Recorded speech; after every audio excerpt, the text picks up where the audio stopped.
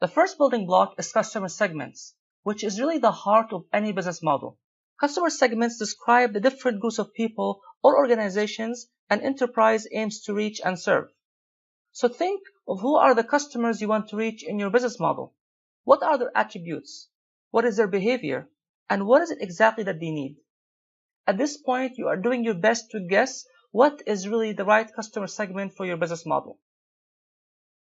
Your customer segment is a group of people who share a common problem that you are looking to solve for them.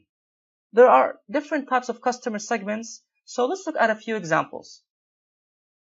The mass market is not focused on a specific customer segment, but rather on a large group of customers with broadly similar needs and problems. For example, you see mass market in consumer electronics as well as smartphone applications. Niche market, on the other hand, is focused on a specialized customer segment. The value proposition, channels, and customer relationships are tailored to the requirements of that niche market. This is generally a less risky market for young startups who wish to avoid being undercut by the big players in the market. For example, wheelchairs users aged 60 and over in a city is a niche market. These wheelchair users will share key attributes and may share the problems that you're trying to solve. Segmented markets differentiate groups of customers with slightly different needs and problems.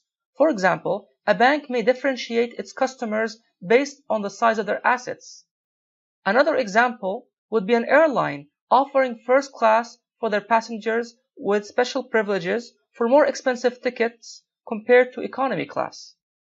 Diversified markets is somewhat similar to segmented markets, except that diversified markets serve two unrelated customer segments with different needs and problems.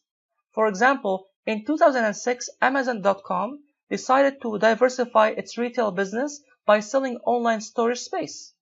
Even though its retail business and online storage services are not related at all, Amazon's powerful IT infrastructure allows it to do so.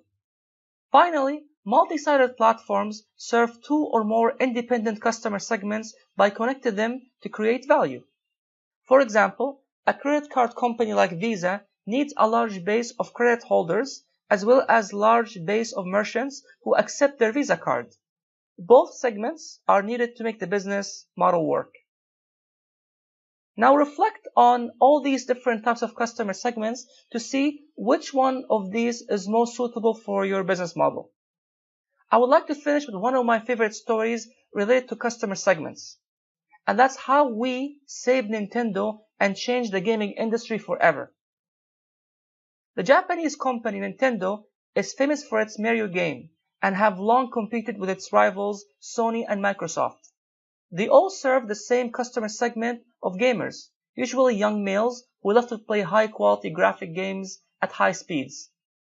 But by 2006, Nintendo was last in its sales, falling behind Sony's PlayStation 2 and Microsoft's Xbox. It was unable to compete due to its limited resources compared to these other two giants. What happened next was a game changer. Nintendo attracted unserved customer segments to the gaming industry from the young to the old with their Nintendo Wii gaming console. So they understood the needs of different customer segments that was not based on fast and sleek graphics.